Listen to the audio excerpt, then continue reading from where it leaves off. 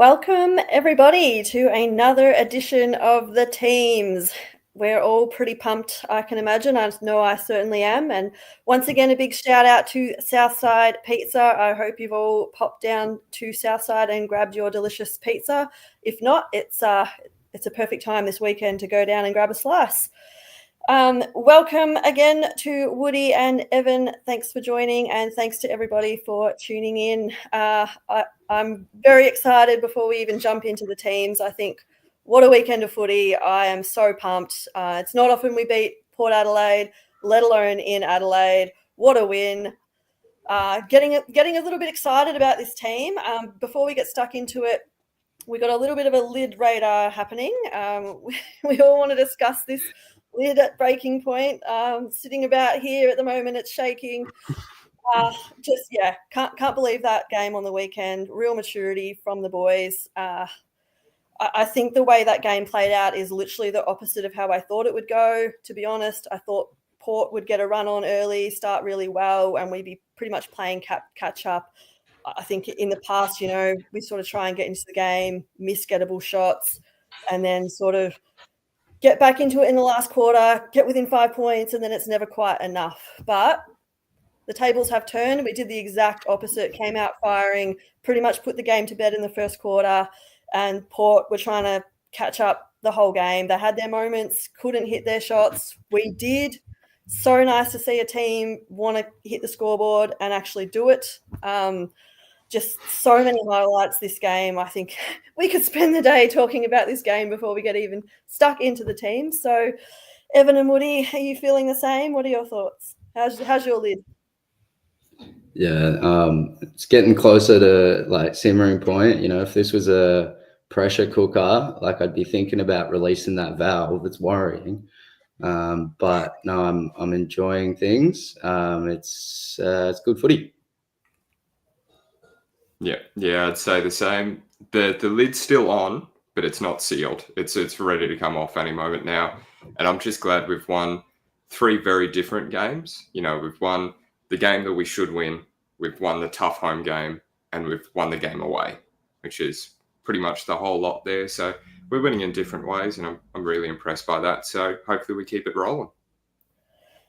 Absolutely. We're definitely ticking all the boxes so far, with the exception of round 1. That's a distant memory at this point in time. But obviously it does not get any easier lining up against the Giants this week at Norwood, which tiny little ground, played there last year, wasn't the most convincing game. I don't really even know which team's at advantage. I think we're a level playing field playing the Giants there, which is maybe good for us. Certainly rather play them there than at their home. I suppose they've got a pretty good record at home. So definitely going to be challenging, though. That team is just full of stars all over the ground. And I think it's going to be a really good benchmark of where we're at.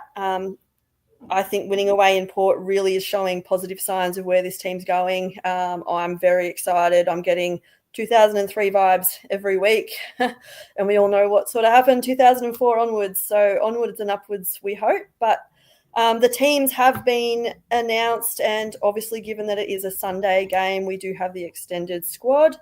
But plenty of talking points there. No sort of notable injuries. It looks like Wilson's come up okay at this point in time. Still, he is named. He was named last week, though, which did scare me when he didn't come up. But the midfield definitely held their own regardless. But this week in particular, I really hope we get our skipper back. So fingers crossed he does come up. Hugh Boxall, very close to making his debut. However, I don't think it'll be this week. And then Liam Henry, he's had a very solid game. He was due. So I do foresee maybe Steele and Henry coming into the lineup, but then we've got the dilemma of who comes out. So over to you, boys. What are your thoughts? Who makes the side and who makes way?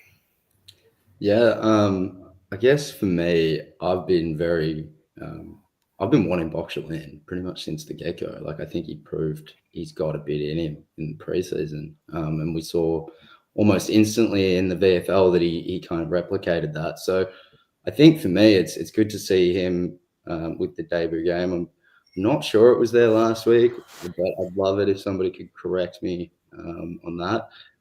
But yeah, otherwise, I'd like to see him come in maybe for one of the other youngsters. If we were to go smaller, Keeler did get that last week, and the person that he came in for in Hasty might be another one who plays a fair lockdown role. Boxall got 15 or so tackles in the VFL 1 week, so I feel like he could probably do fairly similar. But yeah, I'd love to see Boxall. Yeah, it would be really exciting. Even in the practice matches, he really stood out throughout the start of the year. It's tough, though, when everyone is really performing quite well there across the board. So there's a couple of strategic moves you'd go with. I am surprised to still see Keeler named in the main list there. If for no other reason than he looked pretty deflated after the sub. So I thought that was him admitting that he'd sort of lost that spot for now. But it's obviously not a like for like. So we'll see what ends up going there. But it's a very quick, very small bench. So we'll see what kind of mix they end up going with there. It's quite an odd extended bench. Yeah, it's going to be interesting, and I'm with you. I did think Keeler was the obvious out, if for nothing else, his body language. Even after the game, he was the only player that couldn't crack a smile. So I was like, oh, it's pretty telling. And I mean, he to be fair, he did look like a boy up against men, if I'm honest. Like he really did struggle to sort of compete one-on-one in a few contests. So definitely a lot of development to come. But given King's extended stint on the sidelines, I'm of the opinion that maybe we're just trying to get some games into him and fast track his development at the same time. I am quite surprised that he is listed in the lineup, but I also do know we can sort of play a few little games with that. I mean, he's listed in the back line and we know he's not really going to play there. So he's probably my obvious out. The other one would be just a straight Henry for Burns, as Chris has gone with, but that also leaves us with the Steele dilemma of who comes out for him. Like you said, maybe it is a Hasty who's been the sub that makes way, but it's a nice problem to have because I feel like we've got 22, 23 solid contributors all over the field. Even Burns, he had his moments on the weekend where he made a couple of errors under pressure, but he still sort of plays his role as well. So there's no real obvious person to make way, which is a really nice problem to have. Like it's new to me. We've got pretty we're pretty set for choice. Yeah, we're not normally struggling in this situation, so it's really great. There's a lot to like, I think, and it's a hard role for the coach at the moment to make this call. And even if Kilda does go out, I think there's still room for him to come back in. He's just got to prove himself in the VFL. Like that's what we expect. So it's a really good position to be in. Speaking of people in the VFL, I do think Henry did have a solid game with 24 touches and a goal. So I think given the pace of the Giants, how quick they are, he could be a worthy inclusion. And I know he's a favourite of Lion as well. On that, let's discuss the midfield. Very impressed and very surprised, again, if I'm honest, to hold our own at the centre clearances against that midfield speaks volumes, especially with the absence of Steele. So what were your thoughts with the midfield and what they can bring to the table against the Giants? Yeah, I mean, I did a little bit of a breakdown through the week on it. I kind of thought we would be semi-leveled there. Like last week, I said we should be able to equal out centre clearance to stoppages. So that wasn't a huge worry for mine. And yeah, like honestly, it kind of went that way. I mean, they didn't absolutely dominate us, which was great to see. And yeah, I think we got some interesting structures going through there with the out from Steele, and so far it's working. So I mean, if Steele does come back, that's a major positive. But right now, I'm not worrying too much. Yeah, it's always been the one real issue for the last 4 years or so that our midfield just can't compete with the best of them. It's not been a surprise week by week. It's a bit like Melbourne and their forward line. Like we know this is the issue. It's just how do we fix it? And this last few weeks, it definitely feels like it's trending in the right direction with the kids running in there. Obviously, Port Adelaide's midfield is not quite in form at the moment, but we went from 4 clearances down last year to 9 clearances up this time, which is a massive change and something that's really impressive for this squad. Particularly, it's really hard to find space for Steele in there. He obviously deserves it, but at least we don't have to rush him back, potentially at the point of him injuring his knee properly, because Garcia is standing up, being the tough bull in there, which is crazy for a 19, 20-year-old. Toby's in there, getting 9 disposals, but 5 score involvements. So he's been really damaging. And McRae just going from 35 disposals at the start, but really messy, to actively getting score involvements, being really clean in the middle there. So we're not wanting for much there. So hopefully we can keep competing against a really tough midfield in GWS. Yep, I agree. I mean, like I touched on, I feel like this could be a very long chat because I feel like I could spend a good 15 minutes on each part of the ground because I was so impressed with the midfield on the weekend. McRae, I think he's been the steal of the off-season so far, the off-season so far. He's just slotted right in. He just went into beast mode in that fourth quarter, and in my opinion, we lose the game without him. He just went to another level, and he just impressed me yet again. It was a very physical game from both sides, and for him to just come out in that last quarter, and that's what your stars do. They just go up a level when you need it, and he just did that to a T. I just couldn't believe it that we had a player like that. It's been so long since I've seen a midfielder dominate like that in the last quarter. Just brilliant. And it was really nice to see Garcia, as someone who's so inexperienced and still pretty slight in frame compared to his opponents, come out and fly the flag for his team. Like Windhager was really copying it at certain stages, and they all just really held their own and didn't get pushed around by a much stronger team, and that really impressed me. And I reckon that sort of started from the midfield, just setting the tone. So real credit to them, and hopefully we can do it again against the Giants because, they're just full of stars, full of big bodies. It's just going to be a really big challenge, and I do think it always seems to start in the midfield where they set the tone. So hopefully we can continue on, and I can't believe the last time where we're all saying, like, does Steele get back into this team? Like, are you kidding? Yeah.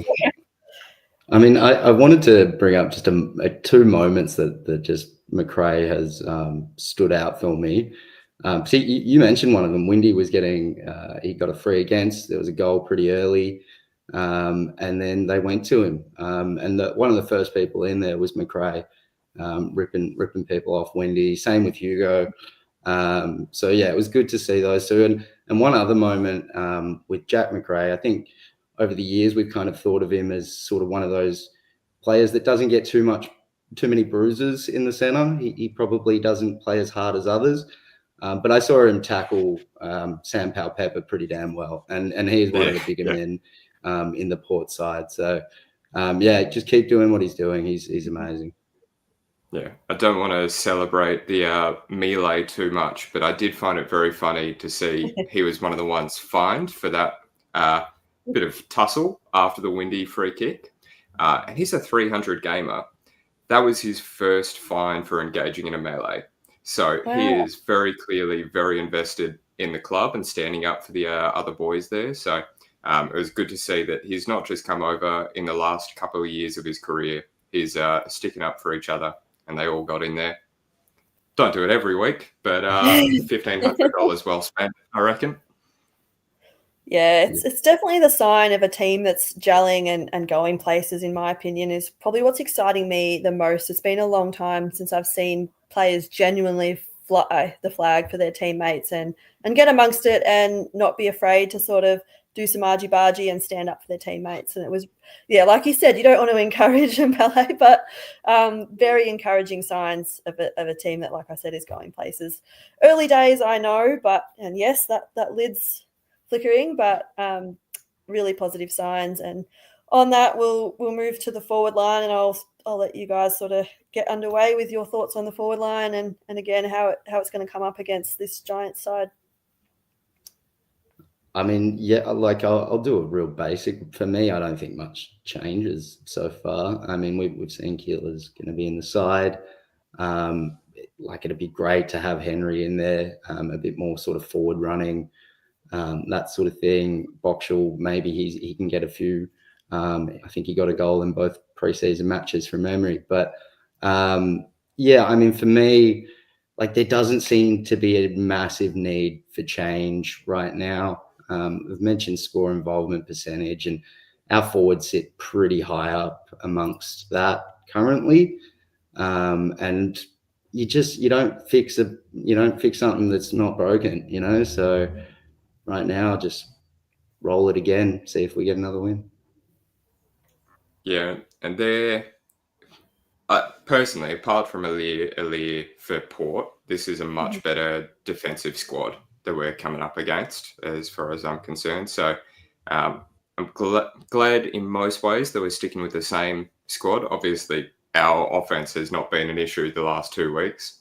But even if Keeler is just there as both the second ruck and also just to tell him Sam Taylor's on the other side, he's one of the ones leading the game for intercepts on the other side. So just make sure it hits the ground. Do not let Sam Taylor get that off half back and bounce back. And that means we're still free with Mitchie and Sharman to actually sort of act as primary forwards.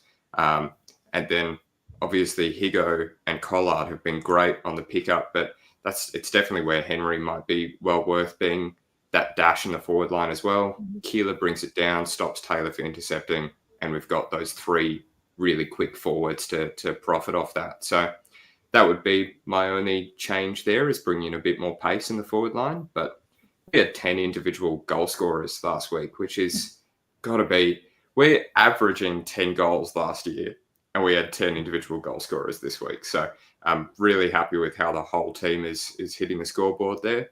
But just got to make sure we're getting on top of their key defenders who, you know, are ones to intercept bad entries. Yeah, definitely. And that's, I guess, why I've highlighted Pablo's comment here, because touching on Liam Hendry, but yeah, also the dash to our already pretty dynamic and fast forward line. Like, I really like the unpredictability of it. I mean, like you said, 10 individual goal kickers, it's very hard to shut that down. You're not sort of relying on one player kicking you 4 or 5 goals a game. And I think that makes it really hard for the opposition to play against. So I'm really loving that about the team. And as I mentioned at the start, I'm really loving players who want to kick goals. For so often I'm used to seeing, you know, like silly little handballs, putting other players under the pump, like, well, I don't want to kick it, you have it. That was all sort of in stages the last sort of couple of years. It's so nice to see players like even a Wilson, who I know is not like like playing as a forward, but just to get that set of play happening and he just finishes that. That was such a sweet passage of play. Just, yeah. And like even Collard, like he might not kick it 100% of the time, but I am more than happy for him to have a crack. That is his role as a small forward, to try and put goals on the scoreboard. And Higgins is in career best form, in my opinion. He is doing so well down there, not just kicking goals, but the way he's setting up his teammates, getting involved, his attitude, everything. He is just exactly what you want from a small forward. I am worried about Sam Taylor. In my opinion, he's the best defender in the league, and we're going to have our work cut out there. I'm almost thinking, does someone like a Mitch Owens actually go to him and make him accountable? Because Owens, to me, like he is so competitive and at least brings the ball to ground. Because when I've watched the Giants, it's literally just like the opposition can't help but kick it to Sam Taylor. He reads the play so well that I almost think we need to have someone match up on him. I don't know if that's being too negative either. So kind of curious what you think. Like, would you like to see an Owens play on him? I don't think Keeler is there yet, in my opinion. I think Sam Taylor would run rings around him if I'm honest. Yeah, I mean, I'd tend to agree. Personally, I'd probably be putting, if you can, you're probably doing a fair bit of swap work if you're trying to get these sort of matchups. But I'd be looking to get Keeler to Himmelberg. If we would, essentially, kind of structuring things. Buckley's also really good at that sort of intercept role, and Iden and Ash both do it well as well. Whitfield's probably one you can exploit as well as Himmelberg, if you are kind of looking to target where you want to go through. And that's just one-on-one defending, and kind of what they're trying to achieve isn't going to be as focused. So, I mean, I would be looking at putting Sharman on Taylor probably, just like his efforts in the air, and then Buckley. I guess you may be looking at kind of Owens at that sort of point. So it's hard to say with those two. Maybe you swap things around. I don't know. What's your thoughts, Evan? Yeah, I've definitely seen Sharman play against someone like Sicily and really be that defensive forward, making the contest or making him responsible for an actual forward there, not allowing him to run off. So we've seen it before. My only concern is that Mitchie and Sharman are in really good goal-scoring form as far as actually putting the pressure on. So it's not like previous years where they've been outlet players sort of thing that you can switch it up. I want to keep them in form. Goals are the number one priority. I definitely don't. Keeler's at least, well, he's probably not the right fitness level as well to go up against someone like Sam Taylor. But I'm just thinking with his lack of goal scoring the last couple of weeks, maybe it's more suitable for the team. But they've got plenty of other issues down back as well. As you say with Whitfield, he's obviously a very aggressive halfback. I believe on first crack, first and third halfbacks in the competition are Sinclair and Naz, and second and fourth are Whitfield and Ash. So it's going to be a real back and forth there between who can compete. I'm glad we've kept Wilson thinking about it, because his running power, being able to compete with Whitfield on the defensive side and then get back and force him to play an actual defensive role might be really important for our forward line there. Yeah, I agree. Yeah. It's going to be interesting, very interesting to see how we get the job done. But I'm excited more than nervous, which is not normally the case going up against the Giants. So, I'm just really excited to see how we go. I really just want us to hold our own and have a really good crack. So, moving on now to the back line. Again, I feel like it's been pretty solid. I mean, like we've just touched on with Naz and Sinclair, like what a duo down there. And again, they both had brilliant games in their own right. I mean, I think Sinclair took a little bit longer to get in the game, but he certainly had his key moments. And Naz was just the everywhere man. I didn't know what to make of it. I'm like, are you trying to sell yourself to Port Adelaide, or you're trying to say I'm not going anywhere? And I hope it's the latter. We just need to sign that bloke up ASAP. But wow, what a game from him. And Wilkie just continues to just be Wilkie. He's just the general down there. He's so reliable. And then I even think guys like Hasty coming in as sub and like he had his moments too, really important. Same with Stocker. And I think we're just starting to get a really nice back six happening down there, which I think has been probably our most solid position on the ground for the last couple of seasons, I would say. Obviously, we've lost Battle and Howard's injured, but I still really like what I'm seeing down there. What is your take? Yeah, I like it a lot. There was two kind of major worries coming into the season for me. Battle obviously is a great player, and sad to see him go in some regards. And then otherwise, I mean, we've got Howard out as well, who I think we all would have assumed would be a mainstay towards the early start of the season sort of thing. So getting Kammer back, knowing he trained there and seeing it work well has been great. The little worry otherwise was just kind of moving from that sort of 3 tallish structure to a 2 tall structure. I don't think we've particularly needed to go back to a 3 tall structure yet. But maybe that's debatable for Adelaide, but the less said about that, the better. But basically, I mean, for now it's working well. I think 4 kind of smallish defenders to really focus on the defensive side, to really trying to run, has been working well. So again, while things are moving in the direction they are, where we keep getting wins, I just don't see the need for change. Yeah, it's I was nervous at the start of the season as well because often case when you're building a team up, you do it one line at a time, sort of thing. And our was that back line, and losing those two bigs was really worrying to see have we lost that progress. But I feel like our system, the guys that we've kept back there, have really meshed still and have kept going. Good job, Caminiti. I don't know if he's the guy you win the premiership with, but he'll get you to the finals the way he's looking at the moment. But I think it was the Smalls last week that were particularly impressive to me, and I hope they're the same.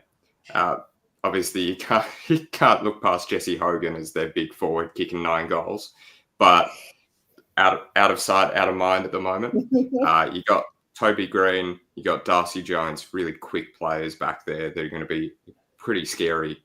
So hoping Webster can. I think is Webster normally pretty good against Toby Green. I think he normally sticks to him a bit, but there's only so good you can be against him. But if nothing else, I was really really impressed with Stocker. He is in my top 3 favourite players at the moment. His quarter 4 role against Jason Horne-Francis, who is looking like he was just going to put the whole team on his back, win the game in the last quarter like it was nothing. And then you chuck Stocker in him. You can go into the midfield. You can go into the back line. He just follows them across the ground. That role is so important to shut down those dusty types. So he continues to be a really important role player in that back line, and he just gives it his all. So really glad he's back there in our squad.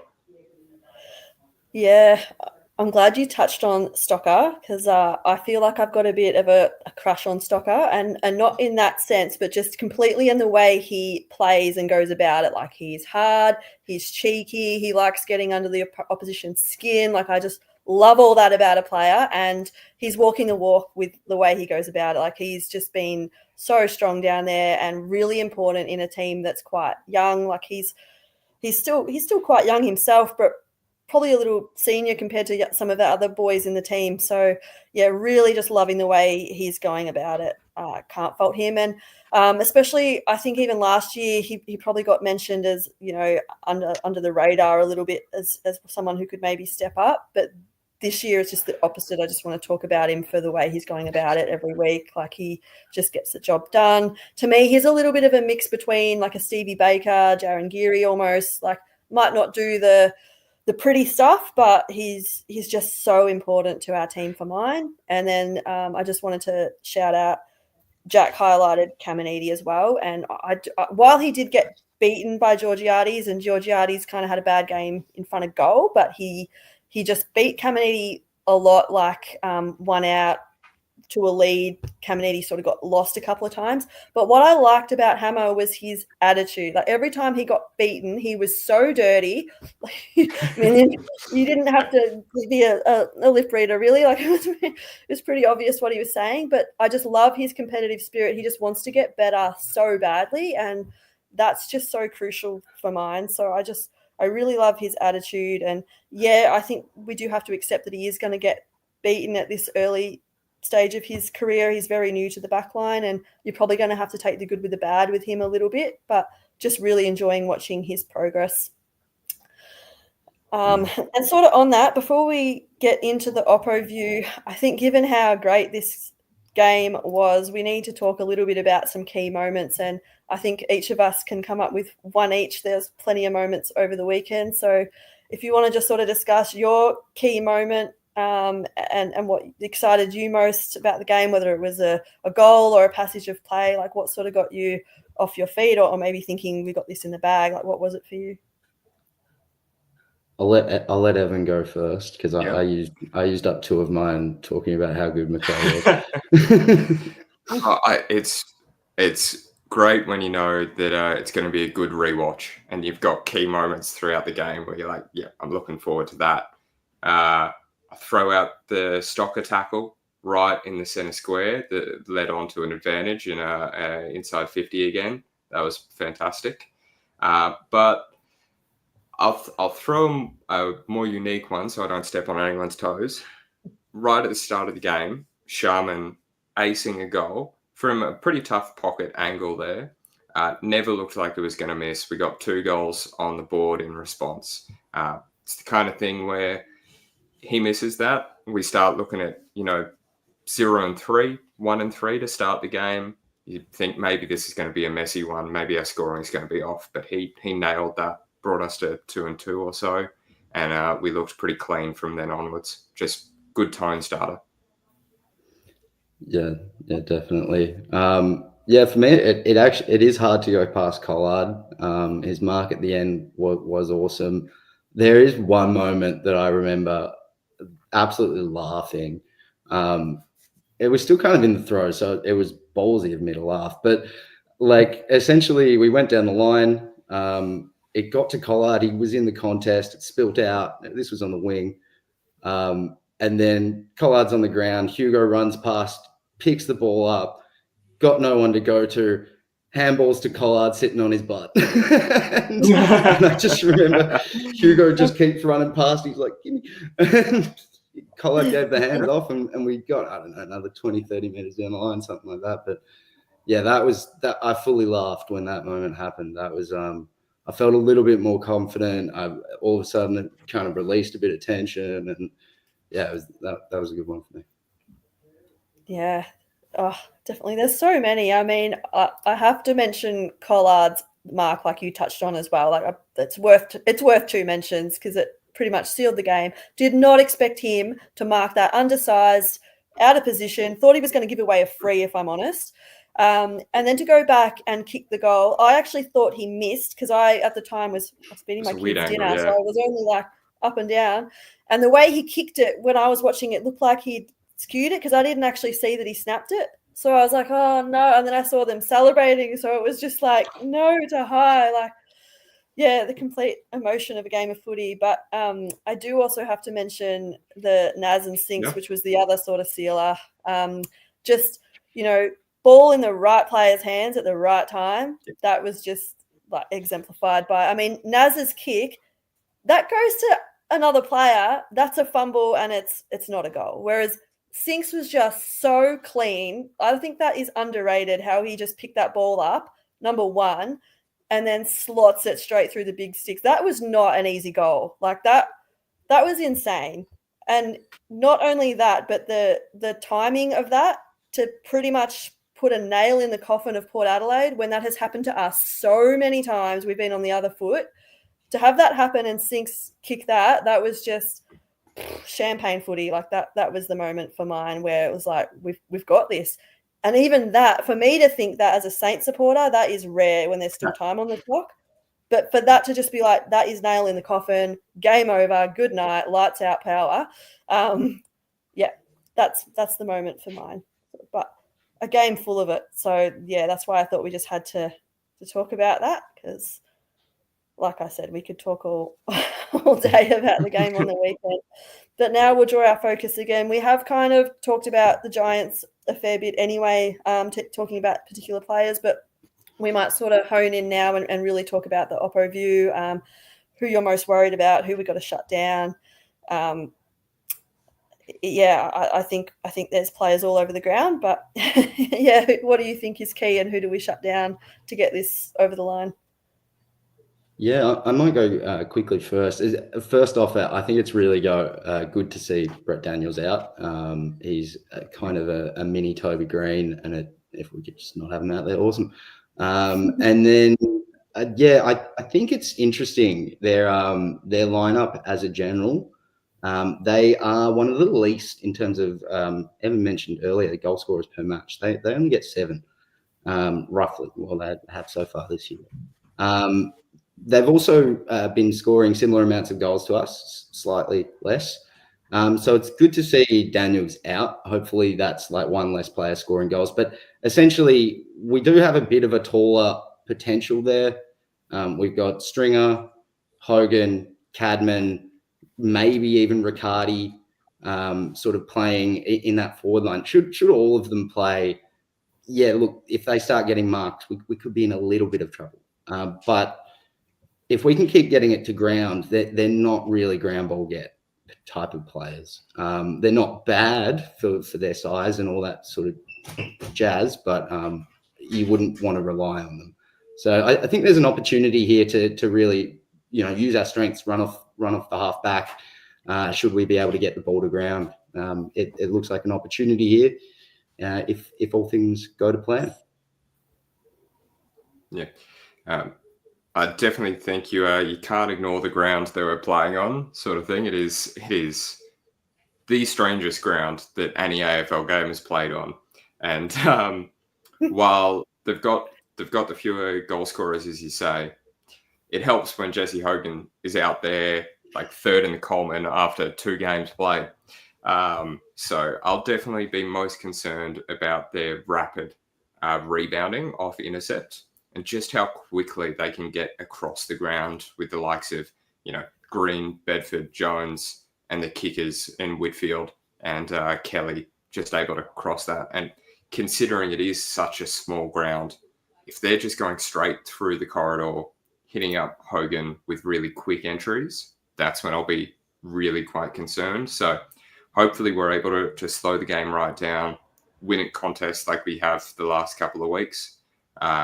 Not let them really rebound. And part of that to a certain degree is just not letting them get the intercepts. Sort of, as we mentioned earlier, as far as not letting Taylor get those clear possessions. So if we can stop them getting those clear intercepts and use players like Darcy Wilson to slow down their quick runners, that's when I'll be a bit more comfortable that we're restricting their game and letting us play our own. Yeah, I definitely tend to agree. I'm most worried about both ends of the ground, with Sam Taylor at one end and Hogan at the other. And I mean, Sam Taylor, he got injured early on in the last game we played against them, which I think helped us get back into the game, because he's just such a dominant player. I really rate Sam Taylor, if you can't tell. And then, Hogan's obviously buzzing coming off a 9-goal game. I think his opponent was very inexperienced, but not too much different, having to potentially come up against a Caminiti. And I'm really interested to see if we do that, or if we put Wilkie on him, or what we do. But I think we just got to not keep the ball in the air, and let's play to our advantage, which leads me into how we go about winning and what we need to do. What's our plan of attack to win against this really talented team that, from what I can see, does not have any holes in their team apart from maybe Jake Stringer. I mean, good question. I think you've kind of hit the nail on the head. The games, most games these days are played, off your defensive run and your pressure from forward half to lock it in. I mean, you're essentially almost playing similar players with sort of different focuses on the half forward and half back line these days. So, I mean, for me, that's where a lot of games are won. We've obviously, done reasonable in that regard. Movement from defence, particularly this year, movement into the forward line's looking nicer. I think there's a lot of possibility to win this game. We lost it by last year by 4 points or something, I think it was. And then 1 point, I think. 1 point. Yeah, okay. But I mean, we were talking about as a bunch of aliens came down at what, 3/4 time, half time, something like that. So I think we look a lot more like those aliens these days than we did throughout, large portions, particularly the first half of last year. So I'm cautiously optimistic that we can do what we need, and very happy to see Brett Daniels out. That's for sure. Yeah, I'd just be hopeful we restrict their kickers and we're able to get sort of first use of the ball there. It's been the first year in a long time that I can sort of comfortably go, okay, we might actually get good use out of first possession. So that would be great. And then just activating those small forwards, keeping Higo going, Collard, scoring around their sort of big pillars that they've got down back. So if we can keep using those small forwards the way we have the last couple of weeks, that'll be an exciting way to play. And one of the ways that I think a team like Hawthorn were able to use their midfielders and small forwards to kick goals over the top. it'll be an exciting game either way, hopefully. Yeah, I think we normally go okay against the Giants. And I think I'm already dreading what I just said about Stringer because I'm just having memories flashback of the Essendon game last year. So just ignore what I said. He's not going to come out and kick the match winner. It's not going to happen. And if it does, you can all blame me. But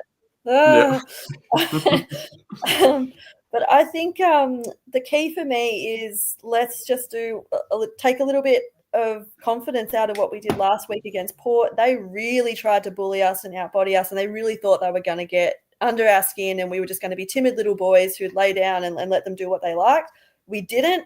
I think the Giants are going to come out and try and do similar, and we have to go about it the exact same way. No push and shove. If there is a little bit of a melee, there's a bit of a melee. Like, we just have to stand up for our teammates, and have another really good start. I've been so impressed this year with how we've gone about our first quarters. I think that goes such a long way, especially with such a physical, fast-paced game, to get on the scoreboard early and really put pressure on early, I think, is the key for mine. If we don't start well, we're going to play catch-up, and you can't afford to do that against a team like the Giants. So they're sort of my two key things, bringing the physicality and having a good start. And I think we can get the job done. I'm never super confident, but given the way we've gone about it the last 3 weeks, I'm definitely more bullish than I normally would be coming up against a team like the Giants, who I really, really rate. So I'm going to say that we get back at them and we turn it around and win by under a goal. And I'm going to say it's 5 points that gets the job done. What are your tips and margins? I'll jump in. Pommy's pretty damn close to what I thought. Not maybe all his thoughts, but his margin I don't think is far off. I'd say Saints by about 2 to 3 goals. So about that sort of 14-point, 15-point margin. Yeah, I think it's going to be a really important game, not just as far as this season goes, but looking forward. Obviously, we've been attached to a few names over the last little while. And last week, Miles Bergman, I reckon, is looking at us a little bit more positively now. This week, Lee Kalir, who can't get out of the seconds. If we can win this game, he might be looking a bit more positive. Obviously, we've had Naz go over to Adelaide and we've shown them up a little bit. Not the first week, ignoring that. And then in a couple of weeks, we got the Blues, who obviously we've been talking to TDK, who's probably not the most happy right at the moment.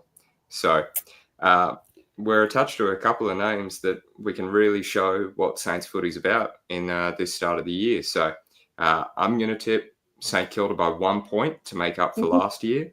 We can just even that one out. You know, they got one. We'll have this one.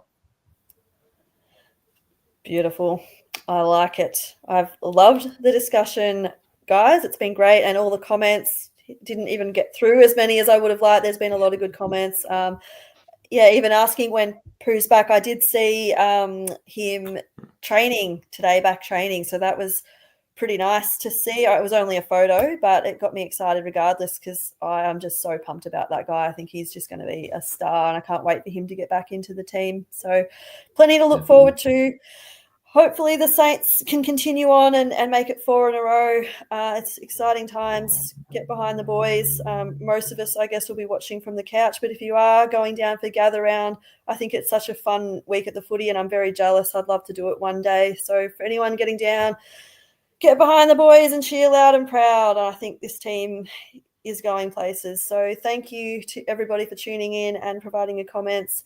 Thanks again to Woody and Evan. Love the chat as always. And go you mighty Saints. Go Saints. Go Saints.